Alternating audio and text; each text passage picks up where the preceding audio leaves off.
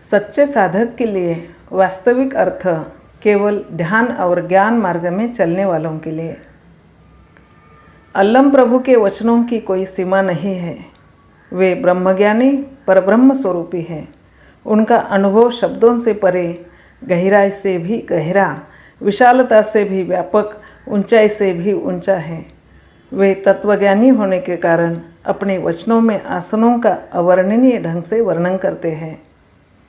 जो लोग आसनों में बंधे रहते हैं वे शांत नहीं बैठते। वे भस्म लगाते हैं, श्वास को नियंत्रित करते हैं, लेकिन क्या वे मृत्यु को टाल सकते हैं?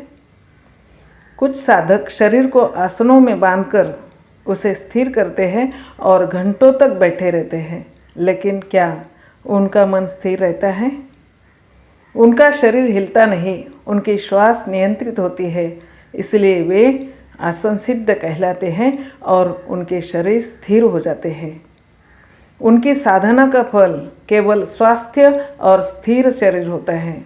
उनमें यह अहंकार होता है कि मैंने अपने आसन में सिद्धि प्राप्त कर ली है।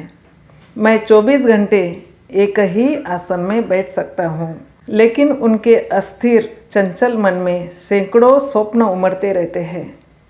जो लोग केवल आसनों में बैठे रहते हैं उनकी साधना उन्हें अस्थायी नाद बिंदु के दर्शन, क्षणिक ध्वनि और दृष्टि के अनुभव और क्षणिक फल सम्मान तो दिला सकती है, लेकिन नित्य वस्तु ज्ञान, शाश्वत सत्य का ज्ञान उन लोगों के लिए असंभव है जो अनित्य वस्तुओं, क्षणिक सुखों की इच्छा रखते हैं और परम वस्तु ज्ञान, परम सत्ता का ज्ञान नहीं रखते।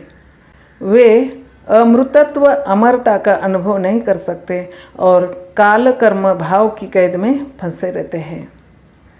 सफ़ेद, लाल या नीले रंग के आसनों पर बैठना आसन नहीं है।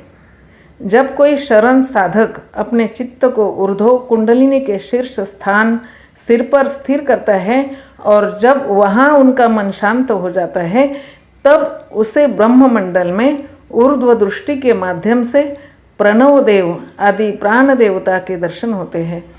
उसका मन समाधि में उसी प्रणव देव में लीन हो जाता है और उसे आत्मज्ञान प्राप्त होता है। यह मन की जागरूकता है, यही आसन कहलाता है।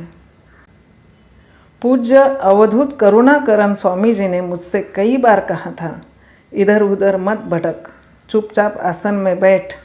जो लोग इसे सुनते थे वे मुझे टोकते थे। करुणाकर स्वामी